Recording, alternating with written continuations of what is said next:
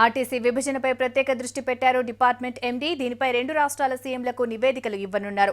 ముఖ్యమంత్రుల నిర్ణయం తర్వాత ఉమ్మడి నివేదిక తయారు చేసి కేంద్రానికి పంపనున్నారు ఎండీ.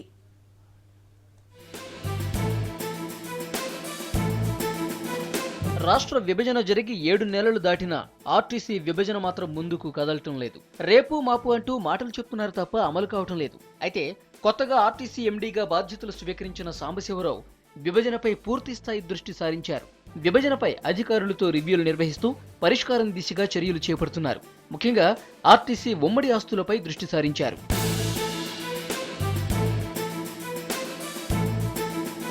ఇటీవలే ఇద్దరు సీఎంలను కలిసిన ఎండీ సాంబశివరావు ఆర్టీసీ సమస్యలను వివరించారు. సమస్యల పరిష్కారం కోసం ఎవరో ఒకరు పట్టు వీడాలని స్పష్టం చేసినట్టు తెలుస్తోంది.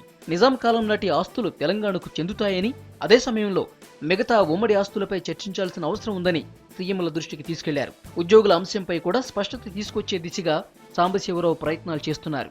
ఇప్పటికే ఆస్తులు అప్పులను పూర్తిగా అధ్యయనం చేసిన ఎండీ 2 రోజుల్లో ఇద్దరు సీఎంలకు నివేదికలు ఇవ్వనున్నారు.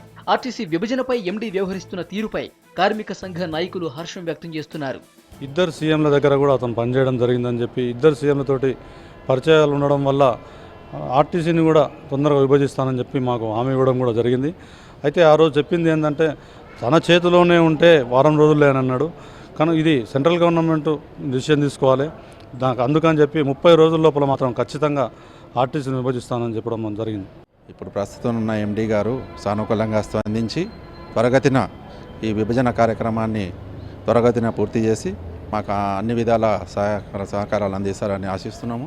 ఆర్టీసీ విభజన ప్రధాన సమస్యగా మారిందన్నారు ఎండీ సాంబశివరావు. త్వరలో దీనికి సంబంధించిన పనులను పూర్తి చేసేందుకు కృషి చేస్తానంటున్నారు.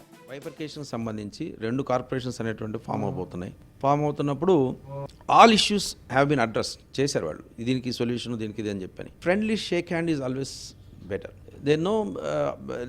there should be no reason for any heartburns or ill will. Repodhan relation, we are going to maintain a very good relation between Andhra RTC Corporation and then Telangana. So that is the reason why I want to take it up as a top priority, and about 30 to 45 days we have fixed a time frame, and I will go extra mile to see that the bifurcation is smooth and a win-win solution for both the states. కొందరి అధికారుల వైఖరితోనే ఇన్నాళ్లు RTC విభజన పనులు pending లో పడ్డాయని మండిపడుతున్నాయి కార్మిక సంఘాలు. కొత్త ఎండీతోనైనా విభజన త్వరగా జరుగుతుందని ఆశాభావం వ్యక్తం చేస్తున్నారు నేతలు.